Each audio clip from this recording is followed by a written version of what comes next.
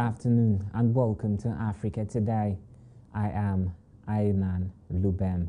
First, the headlines. On the headlines, FCTA to return urban transit to the cities. We quickly go on this break. When we come back, it's more on Africa Today. Let's go away.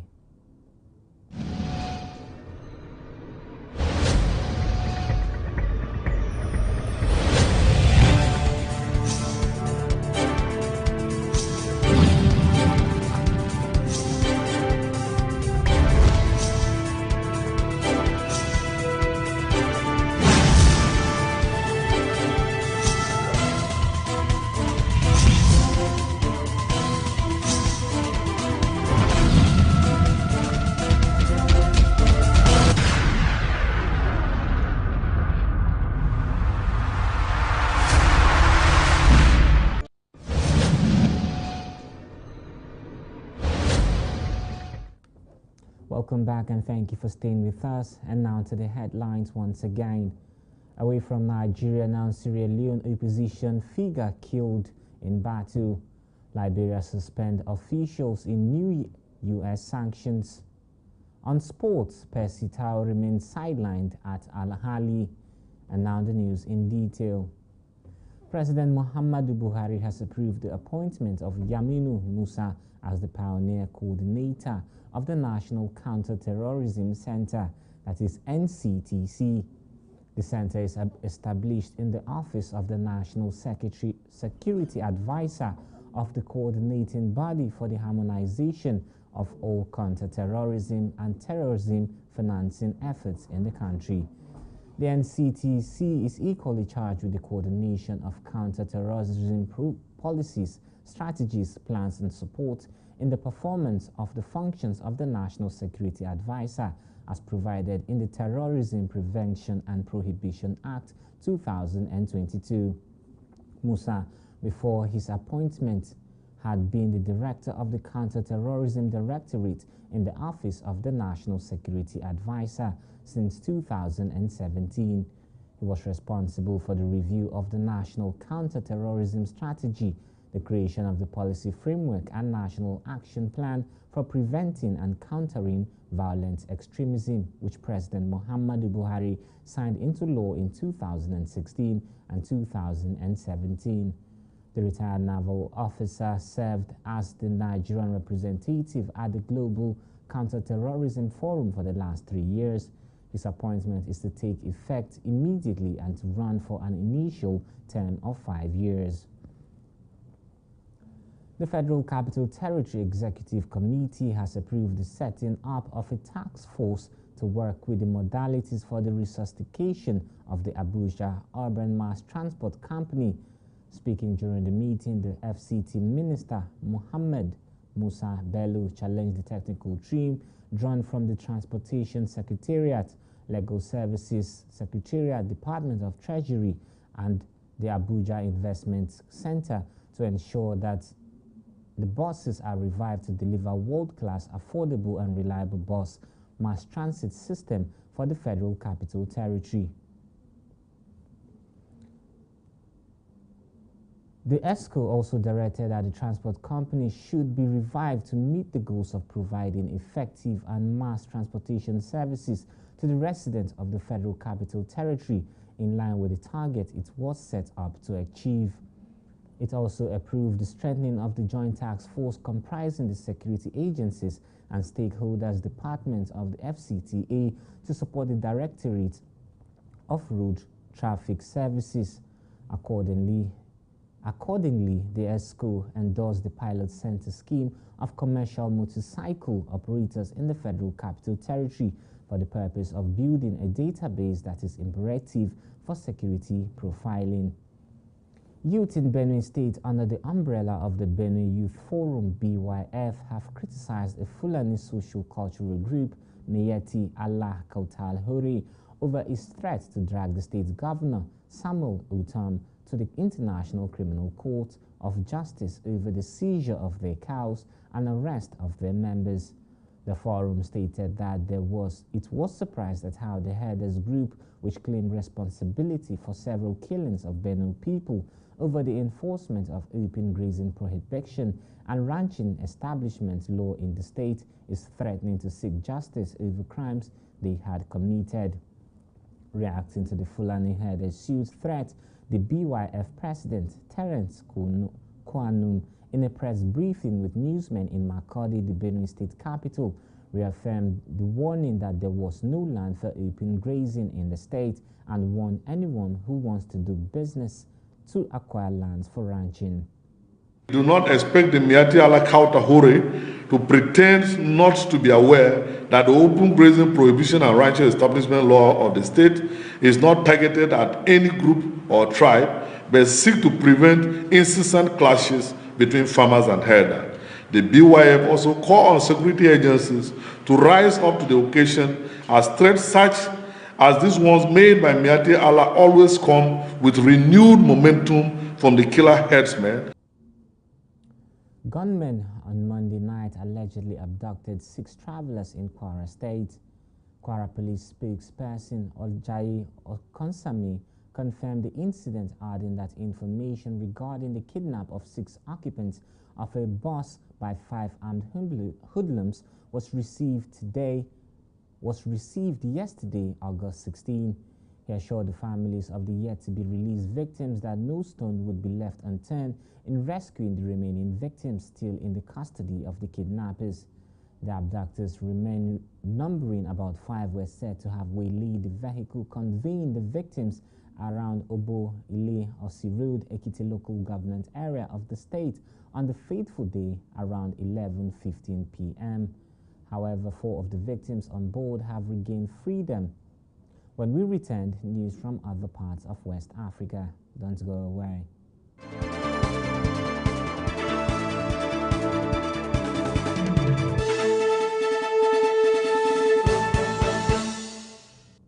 Welcome back and thank you for staying with us. Now to news from other parts of West Africa. Prominent critic of Sierra Leone's government has been killed during a police raid, raising serious concerns about extrajudicial killings and accusations of targeting opposition figures. It happened when officers were in the hideout of alleged suspects behind last week's violent protest. According to the police, Hassan Dumbuya, popularly known as Evangelist Samson, and the member of the All People's Congress, was killed when officers exchanged gunfire with a neighboring group in the capital, Freetown. Police also say they received intelligence that ex-Civil War combatants were planning an attack, and so they arrested 4 people and confiscated what they said was a light submachine gun. President Julius Maada Bio has said the protests were an attempt to overthrow his government and that the perpetrators will face justice. 21 civilians and 5 police officers were killed during the violent protest over the rising cost of basic goods. Right groups have called for an independent investigation into the protest. Others have paid tribute to Dumbuya while disputing the police version of events. Away from Sierra Leone now to Ghana, where a social media user is being investigated after posting a video on the app allegedly threatening to kill patients. Ghana's Nursing and Midwifery Council confirmed the development. The social media is said to be a nursing student in the country. In the video, she appeared in the nursing school uniform and claimed she will kill any client who seeks her service as a nurse because she was forced to pursue nursing against her will. It said the student made the remarks out of ignorance about the nursing profession and urged the public to treat the video with the contempt it deserves. It also warned the nursing students against using uniforms for unapproved activities. We now move to other parts of Africa after this break.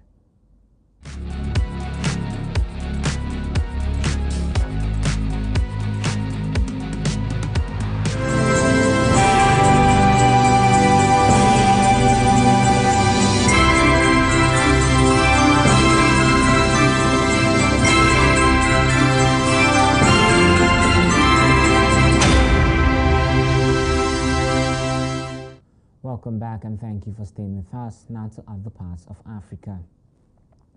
Kenyan opposition figure Raila Odinga has said the presidential election results declared by the country's electoral chairman were null and void. Speaking one day after Deputy President William Ruto was declared the winner, Odinga told a crowd in Nairobi that the elections were a mockery and a disregard for the constitution and the laws of Kenya by Wafula Chebukati, the minority of IEBC's commissioners. Azimio is clear. The figures announced by Mr. Chebukati are null and void.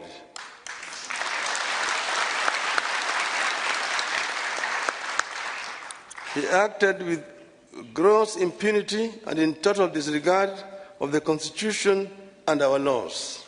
It is not up to us to decide whether Mr. Chebukati has committed an offense.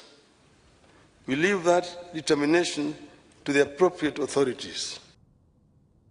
According to reports, this was Odinga's first appearance since Kenya's Electoral Commission chairman on Monday declared Ruto the winner with almost 50.5% of the total votes. Meanwhile, Kenya's president-elect William Ruto, who was announced as the winner of last week's presidential election, is speaking for the first time since his arrival. Raila Odinga, however, rejected the results, saying he will hail freedom of speech and democratic values. Speaking to members of his coalition, he did not make direct reference to Odinga's comments on Tuesday.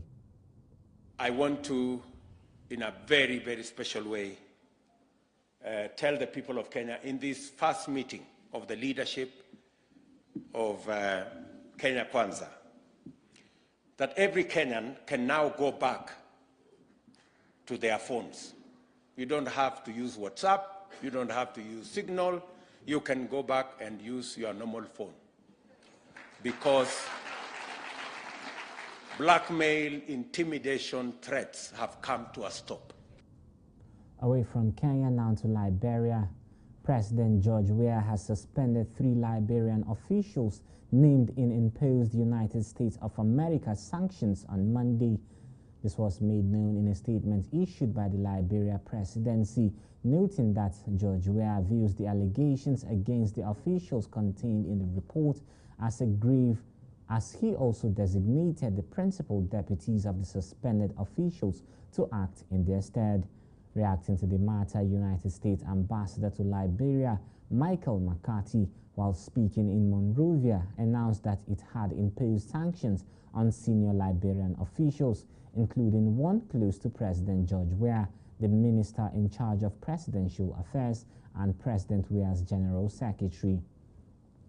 It has worsened to the point that it is now the dominant issue in a bilateral relationship that would otherwise show far more promise.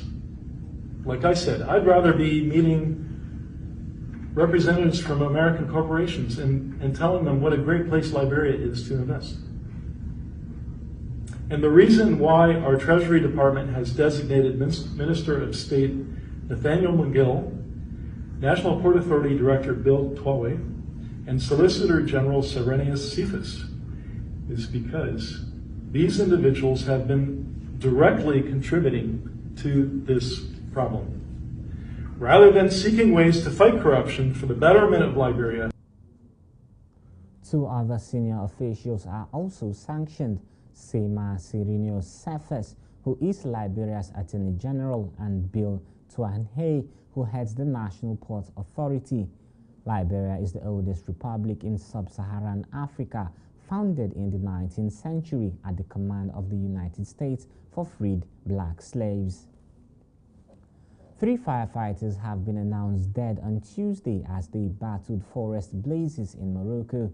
They were mobilized in the Medik-Findikik province in the north of the kingdom when a vehicle belonging to the General Directorate of Civil Defense rolled into a ravine, killing 3 passengers and seriously injuring 2 others. The injured were transported to Tanga to receive medical care.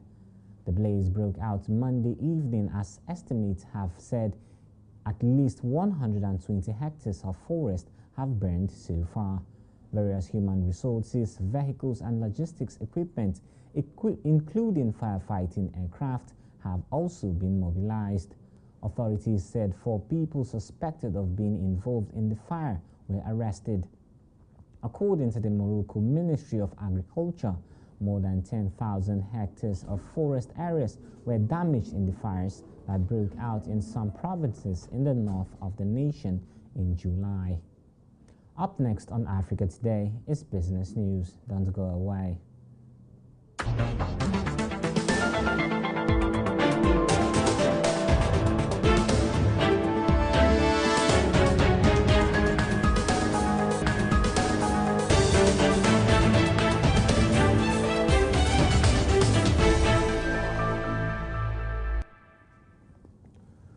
On business news, House of Representatives Committee on Public Accounts has ordered the Nigerian Ports Authority to immediately call a meeting with firms operating Nigerian ports to determine their actual indebtedness to the federal government of Nigeria. Chairman of the committee, Oluwole Oke, ordered the reconciliation meeting at an investigative hearing after one of the terminal operators listed by the NPA as one of the debtors denied owing $4.04 million. Oke said the Bureau for Public Enterprises and some of the committee members should be part of the meeting. This is based on an audit query issued by the Office of the Auditor General for the Federation, which claimed that 18 port terminal operators had failed to remit total sums of $753 million and 1.61 billion naira to the Nigerian government. According to him, the reconciliation was necessary to resolve the controversy between the two parties over the actual amount owed to the government. Oke noted that the terminal operators were invited by the committee to file their defense, adding that the government was in dire need of revenue to meet certain obligations. Heads of states from the Southern African Regional Bloc, SADC, will today meet in the Democratic Republic of Congo for talks on economic growth and integration. A dozen heads of states arrived in the capital, Kinshasa, on Tuesday to participate in the 2-day summit, which opens Wednesday. The leaders will discuss how to promote industrialization through the transformation of agriculture, the development of mineral resources, and the development of value chains at the regional level.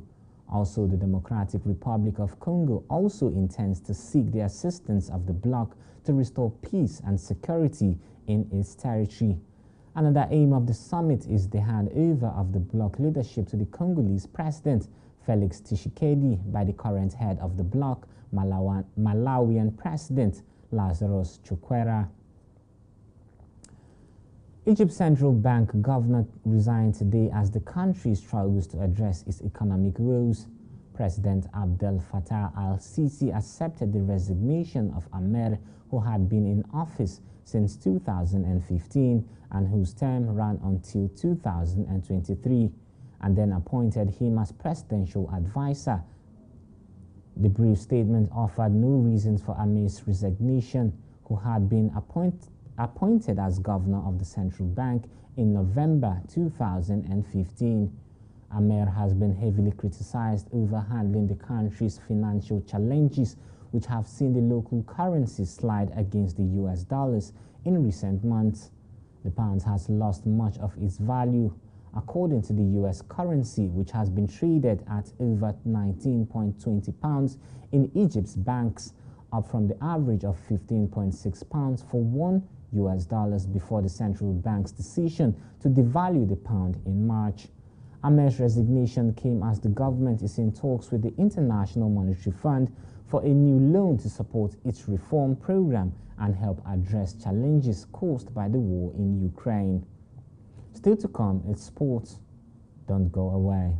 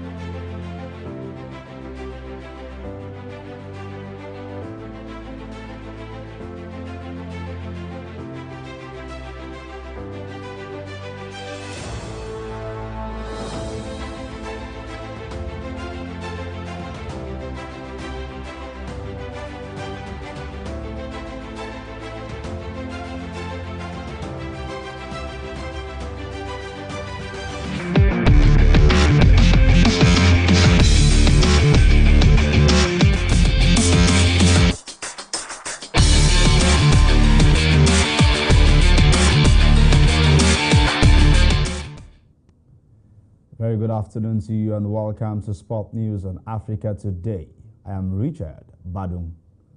Head coach of Nigeria's under-21 men's volleyball team, Sani Mohammed, says the team's ambition is to finish top of their group following their victory over Gambia at the ongoing 2022 African Under-21 Men's Nations Volleyball Championship in Tunisia. In their first match of the tournament on Monday, the Nigerian Under-21 volleyball team on Tuesday defeated Gambia 3-0 to record their second consecutive win in Tunisia after defeating Morocco 3-0 in their first match. Nigeria's Abdul Kadri Jayola recorded 19 points in the match with 13 attacks, 3 blocks and 1 ace from service.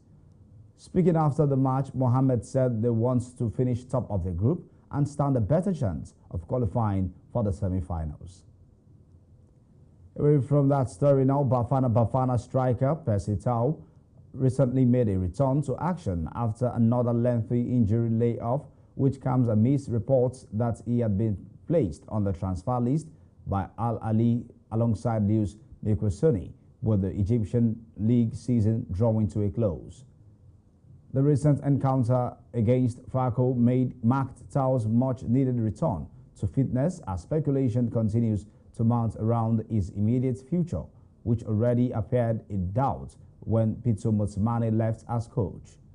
A win over second division side Al Masri Alum back in June had cemented Al Ali's place in the Egypt Cup quarterfinals against Misr El Makassa, but ahead of the clash this past weekend, coach Ricardo Soares opted to leave out Tau, who came on as a substitute in Al Ali's last 2 league matches. Recent reports suggest that Anderlecht have shown interest in resigning Tau, with the talented playmaker having previously spent a season on loan with the Belgian outfit from Brighton and Hove Albion. And that's the sport news on Africa Today. I'm Richard Badung. Back to Lubem Einen for the rest of the news.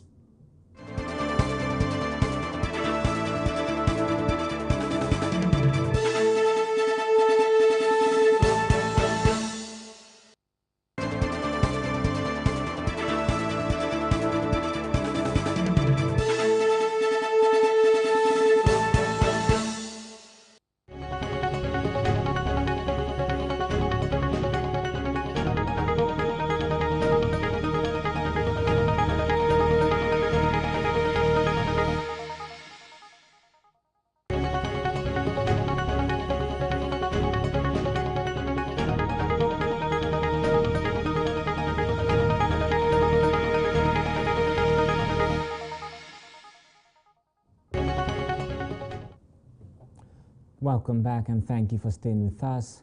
And now to the rest of the news. A shopping mall in Victoria Island, Lagos State was gutted by a fire in the early hours of today. In a trending video clip on social media, firefighters are seen trying to put out the fire. The Lagos Coordinator, National Emergency Management Agency, Ibrahim Farinluyi, confirmed the incident to reporters. He said the fire had been put out through combined efforts by federal and Lagos State fire services. On the possible cause for the incident, the NEMA Lagos coordinator said an investigation was ongoing and the report would be made available upon completion. It will be recalled that a fire incident in the Maryland area of Lagos caused pandemonium. It was learned that the incident caused gridlock in the area as passengers, residents and passerbys scampered to safety. And that's Africa Today, but before we go, here are the headlines once again. On the headlines, we told you FCT to revive urban mass transport. Sierra Leone opposition figure killed. Liberia suspend officials in new U.S. sanctions. On sports, Percy Tau remains sidelined at Al Ahly. Remember to visit us on Facebook at Hills TV, Instagram at Hills TV, follow our YouTube channel at Hills TV. I am Ayman Lubem. Thank you for listening.